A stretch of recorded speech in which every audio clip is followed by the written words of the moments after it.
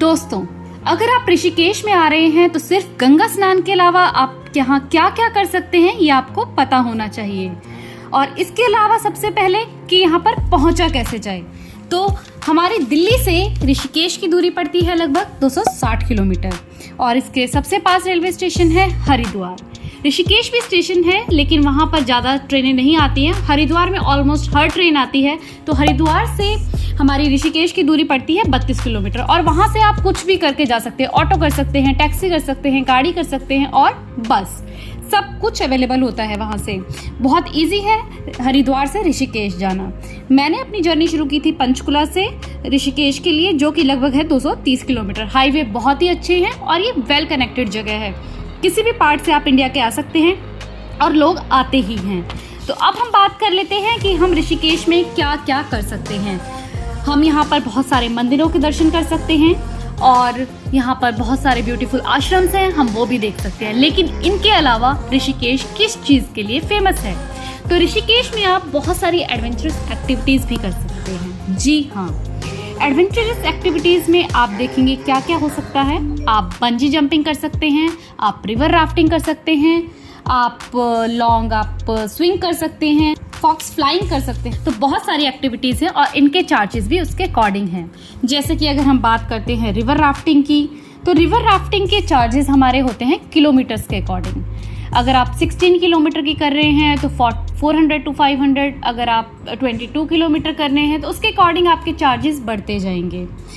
और यहाँ पर आप अगर ग्रुप में आते हैं तो आप इजीली कर सकते हैं रिवर राफ्टिंग। लेकिन अगर आप सिंगल हैं और आपका करने का बहुत मन है तो वहाँ पर आपको पेयरिंग मिल जाएगी। आप किसी ना किसी में वो आपको अरेंज करवा देंगे और आप उसको एंजॉय कर सकते हैं।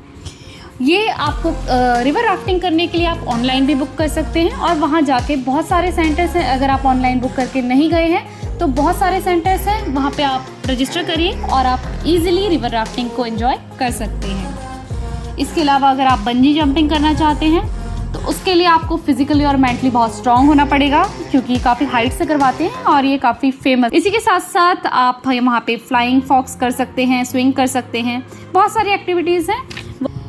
इसके अलावा वो ऋषिकेश में फेमस है त्रिवेणी घाट की आरती।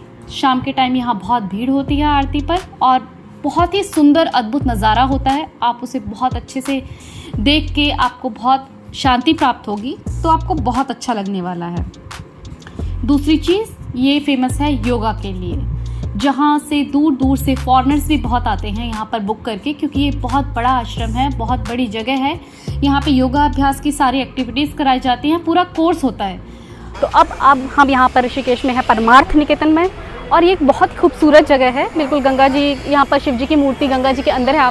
अब मैं आपको दिखा देती हूँ।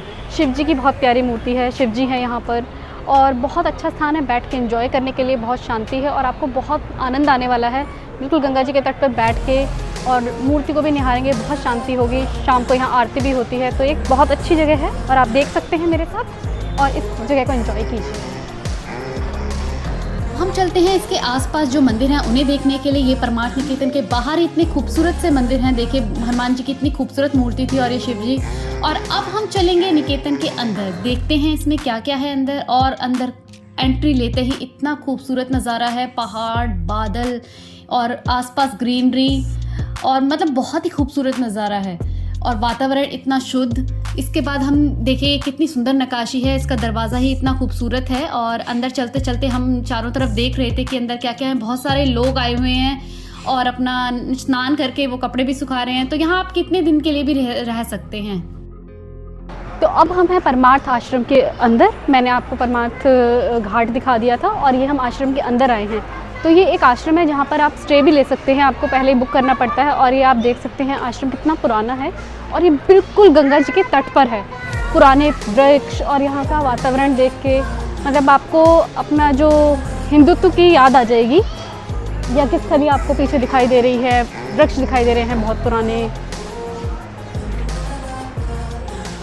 तो अगर आप घाट तक जाते हैं तो आप अंदर की तरफ भी आ सकते हैं। ये बहुत सुंदर बनाया हुआ है, बैठने की बहुत अच्छी जगह है, छाँव है पूरी। और बहुत सारे लोग यहाँ आए हुए हैं नहा के, अपना कपड़े चेंज करने के लिए यहाँ पे स्थान भी है। पूरा घाट है, गंगा आरती देख सकते हैं सामने बैठ के। तो एक बहुत ही अच्छी खूबसूरत शांत जगह है, एकदम शांत वातावरण है। बहुत अच्छा है। तो परमार्थ निकेतन देखने के बाद हम खुद एक्सप्लोर करने निकल चले ऋषिकेश की सड़कों पे। तो हम चलते चलते पहुँचे इस वाले घाट पर, और ये घाट इतना सुंदर लगा मुझे, बिल्कुल नेचुरल बीच जैसा कि हम बीच पे बैठे हों। और देखिए फैमिलीज़ यहाँ पर नहा भी रही हैं, एंजॉय कर रही हैं, और इतनी शांत गंगा मैया दिख रही हैं। बहुत ही खूबसूरत नज़ारा लग रहा है। जैसा कि इसके नाम से ही पता लगता है, ऋषियों की स्थली। यहाँ पे बहुत साले पहले प्राचीन समय में ऋषि पूजा पाठ करते थे, योग साधना करते थे। तो ये वो पावन नगरी है, गंगा तट के किनारे ये बसी हुई है पूरी। और नीलकंठ थोड़ा सा आगे पड़ता है, यहाँ पर राम झूला है, लक्ष्मण झूला है। ये वो जगह है जहाँ पर जब पांडव समाधि लेने जा रहे थे तो वहाँ पे यहाँ पर ये आराम करने के लिए रुके थे, विश्राम करने के लिए रुके थे। तो ये वो पावन नगरी है हमारी। अब मैं आपको लेके चलती हूँ राम झूले पे। हमने देखिए राम झूला है, हम इस पे एक्सप्लोर कर रहे हैं राम झूला को, और इसमें चलते चलते ना हिलते हैं तो एक अलग सा ही एक्सपीरियंस आता है। थोड़ा सा डर भी लगता है, लेकिन ये इसकी एक यूनिक चीज़ है जो इसको थोड़ा सा वाइब्रेट करती रहती है। और जैसे ही हमने राम झूला एक्सप्लोर कर रहे थे उसके बाद हमें दिखा चोटी वाला, तो हमने कहा क्यों ना अब लंच कर लिया जाए। बिल्कुल पार्किंग में ही है ये। राम झूले से आप उतरेंगे और थोड़ा चलेंगे, आपको सीधा चोटी वाला दिख जाएगा। यहाँ पर हमने किया अपना लंच, और काफ़ी अच्छी हाइजीनिक जगह है। और बिल्कुल आप गंगा मैया को देखते देखते अपना लंच, ब्रेकफास्ट, डिनर जो भी करना चाहें कर सकते हैं। तो देखिए हम आ गए हैं अंदर, और बिल्कुल हाइजीनिक था, क्लीन।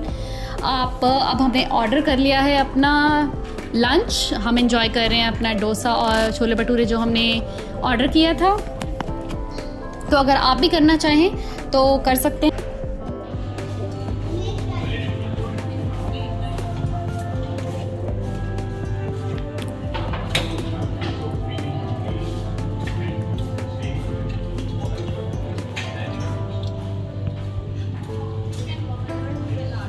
अब लंच करने के बाद हमने थोड़ी देर गंगा मैया के दर्शन किए, और फिर हम चल दिए अपने घर की तरफ। और ये था मेरा ऋषिकेश का पूरा वीडियो। अगर आपको अच्छा लगे तो please like, share and subscribe my YouTube channel Chandigarh की लड़की।